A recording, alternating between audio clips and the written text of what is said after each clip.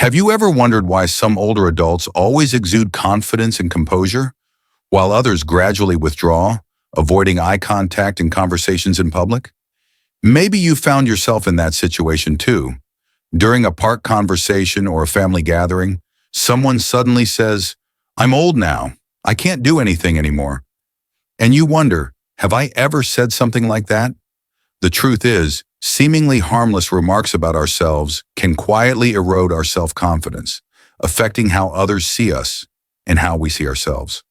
If you've ever felt that just because you're over 65, you shouldn't speak up, or that sharing about yourself is a luxury, then this content is for you.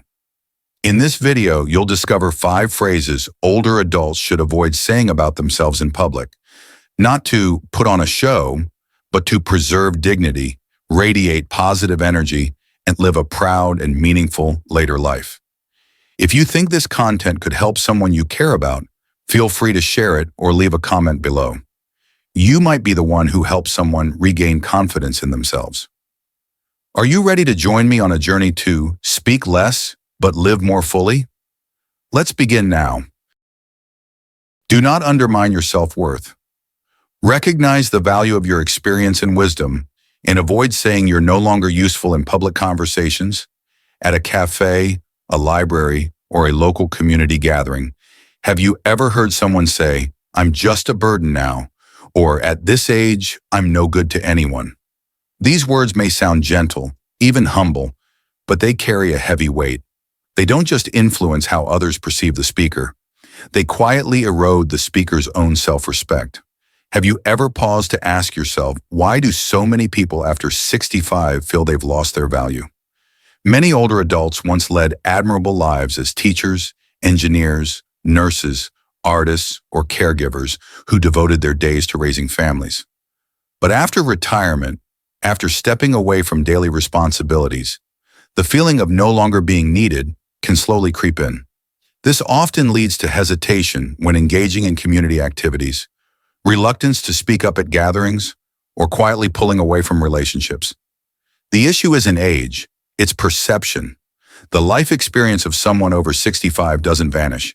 It accumulates, deepens, and becomes more valuable than ever. In an age when artificial intelligence is booming, what machines can never replicate is the richness of human experience, emotional insight, and holistic vision, all of which come only with time. A person who's led teams, raised children, survived financial crises or personal loss, that person holds a treasure trove of resilience and wisdom. The beautiful truth is this: value doesn't disappear. It just needs to be remembered and expressed again. Instead of feeling inadequate because you're no longer useful, you can reframe your perspective with a simple question: what part of my life experience can inspire or support someone today? You may not work full-time anymore, but you can mentor a young entrepreneur, teach someone how to cook, or share a life lesson at a church group meeting. The key is to shift your role from doer to mentor, guide, and sharer. You can start with small acts, writing down life lessons in a journal, volunteering your skills at a local library, or simply offering a positive perspective during a group discussion. In doing so, you don't just pass on value, you reaffirm your identity and protect your self-worth. And here's the reward. Through these small acts, others will begin to regard you with respect. More importantly, you'll begin to see yourself with gentleness and pride. If you've ever asked yourself, "Do I still have something to offer?" The answer is always so much. Never underestimate the power of timely advice, a compassionate look, or a story told with experience. Our worth doesn't fade with age. It simply needs space to shine. And when you stop diminishing yourself, you pave the way for those around you to learn how to honor, listen to, and learn from you. That's how you not only preserve your dignity, but pass on a legacy. Stop complaining about age. Instead of saying, "I'm old," emphasize what you can still do and the opportunities this stage brings. Have you ever heard yourself or someone else say, "I'm too old to keep up"? It often comes up at family gatherings, senior fitness classes, or even during a casual conversation at the grocery store when checking out a bit slowly. It may sound like a harmless excuse, but unintentionally it undermines one's own abilities and worth. Why do so many older adults resort to saying, "I'm old," as an explanation for everything? Perhaps it's to avoid being a burden. Perhaps it's because they feel like they're falling behind in a fast-paced world driven by technology and dominated by youthful success stories on social media. But the more one repeats the phrase, "I'm old," the more one reinforces a limiting belief that age is a barrier to anything new. In reality, age can open new doors if we choose to see them.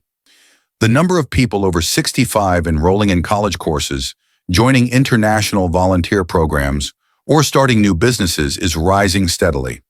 They're not counting down the days of retirement. They're redefining it. They're learning new languages, traveling solo, practicing yoga, joining writing groups, or building support communities. They refuse to let age define their abilities. Instead of saying, "I'm old," Hanaj try saying, "This is the perfect time to learn something new, to live more mindfully, to love more freely without chasing career goals or social status." See aging as a privilege because you now have the power to choose what truly matters. Aging isn't a sentence, it's a second chance. And if you still doubt that age isn't a limitation, try changing just one thing: your language. Start with how you talk about yourself. When someone compliments your outfit, don't shrug it off with, "I'm old. It doesn't matter what I wear." Smile and say, "Thank you. I still enjoy taking care of myself." When your grandchild offers to teach you how to use a new phone, don't say, "That's beyond me." Say instead, "If someone's patient enough to teach me, I'm ready to learn." The key lies in choosing positive language, and that leads to a positive mindset. Remind yourself daily, "I'm not old. I'm evolving." The difference is profound. Old implies an ending, while mature implies growth. And no one can deny this.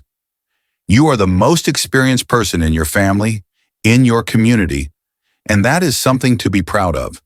When you change how you speak about aging, you teach others, especially the younger generation, how they should view growing older. You help dismantle the societal stereotype that aging means weakness, slowness, or obsolescence. You clear a path for yourself and your peers to live with fullness, purpose, and dignity. Age should never be an excuse to withdraw. It should be a reason to live deeper, bolder, and more inspiringly. And that begins with one very small choice. Stop complaining and start affirming your worth. Don't live too much in the past. Focus on the present and future and share new experiences to stay connected to life. You may have found yourself in this situation, at a family gathering or catching up with friends, and suddenly you realize you're telling the same story for the fifth time about back in the day, while your listeners' eyes start drifting toward their phone. That doesn't mean those old memories aren't important. On the contrary, your past is a precious part of who you are. But if you live only in what has already happened, you risk losing connection with the present and with the people you love. So how do you honor the past without getting stuck in it? Many people after age 65 naturally tend to reminisce because life slows down, relationships shift, and sometimes there's a feeling of drifting away from the busy world around them. They talk more about their youth, careers, wartime experiences, or years raising children. Not to boast, but because those chapters felt vivid and meaningful. But life isn't just about the old pages. It's still being written, day by day.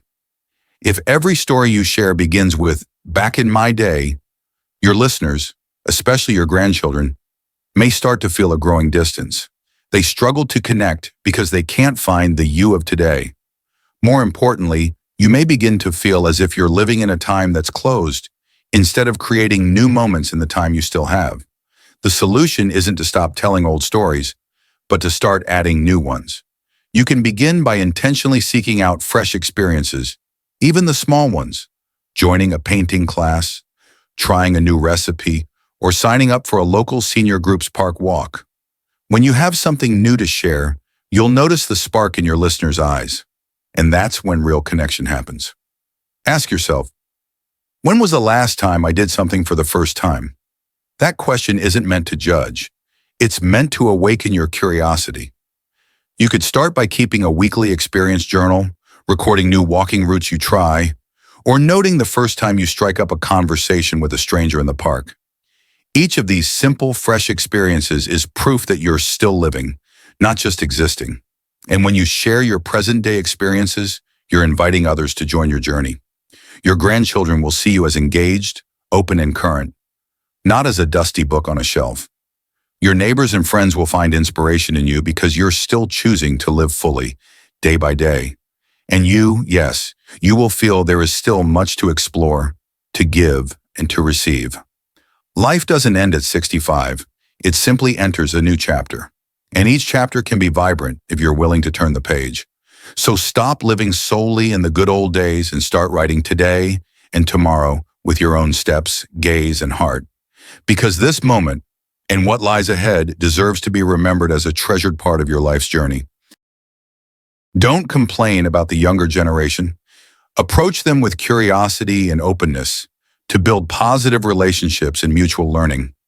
In conversations, especially among people of the same age, we often hear remarks like, "Kids these days have no manners," or "They're always glued to their phones.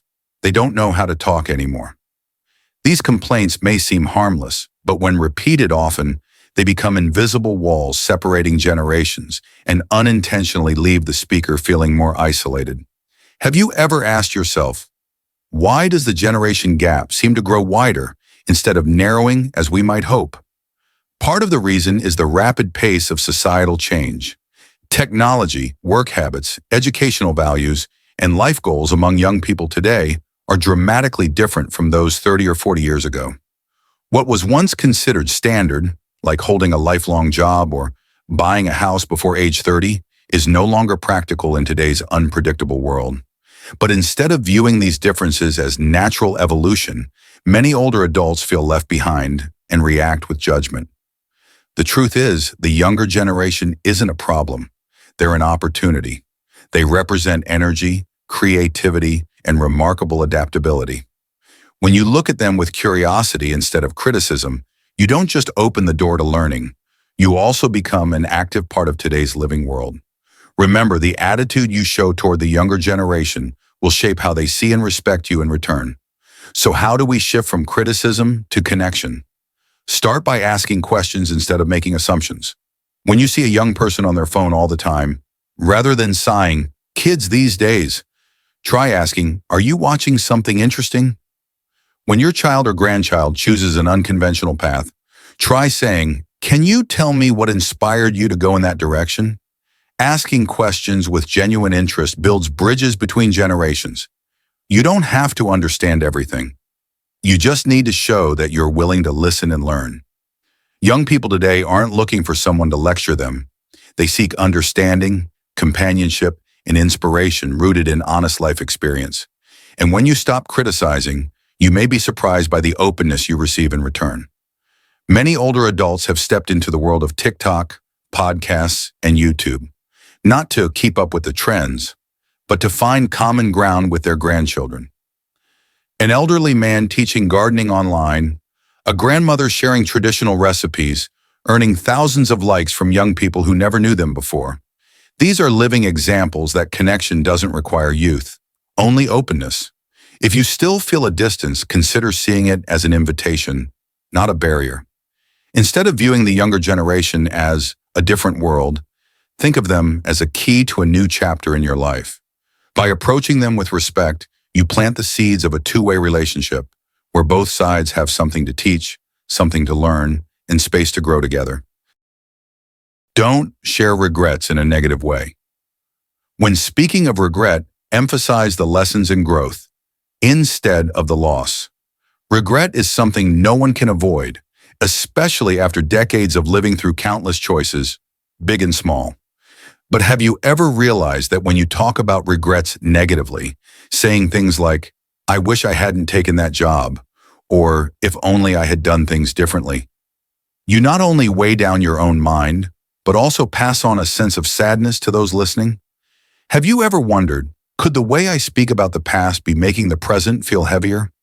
Many people over 65 carry unresolved feelings, an unfinished relationship, a missed career opportunity, or simply years of not loving themselves the way they should have. And sharing these feelings is necessary, but how you share them will shape how you relate to yourself. Regret should not be the end of the story, but the beginning of understanding and healing. You can recount a regret without letting it remain a symbol of failure.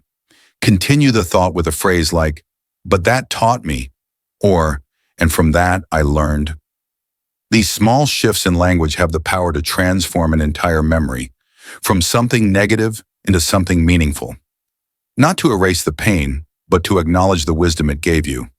Instead of hiding or lamenting regrets, turn them into living lessons, something worth passing on.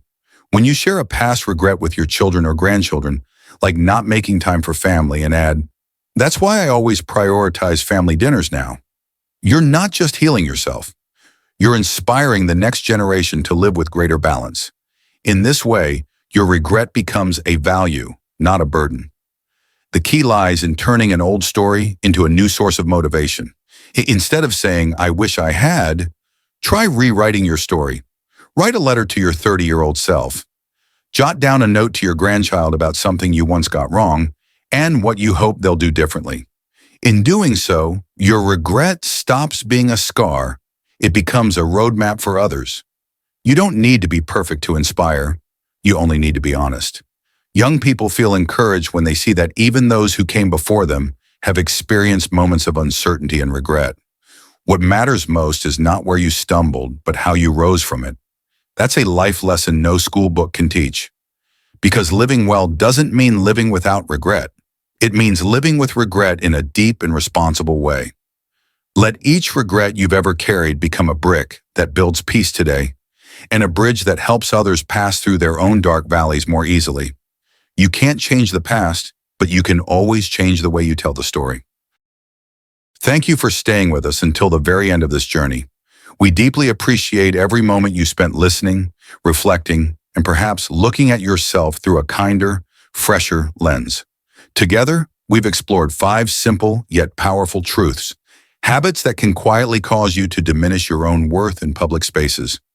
From resisting self-deprecating language, learning to speak positively about aging, to letting go of the past and refraining from criticizing younger generations, each one is a reminder to protect what is most precious, your dignity and confidence at every stage of life. What are your thoughts on what we just shared? Which point resonated with you the most? Have you ever found yourself in a similar situation? Or do you have a personal experience that you believe could inspire others?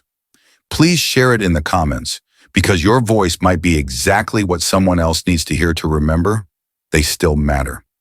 If you found this content helpful, please share it with a friend, a loved one, or someone you know who's stepping into life after 65. Your share might be a deeply meaningful gift, an encouraging message that says, "You're not alone on this path." We hope to continue walking alongside you in future videos, where we'll keep discovering ways to live more fully, no matter our age. Stay tuned, because the journey of aging gracefully still has many beautiful lessons ahead. Because you are never too old to start living with more strength, sincerity, and pride. Age does not dim your worth. It is how you choose to live each day that makes you shine.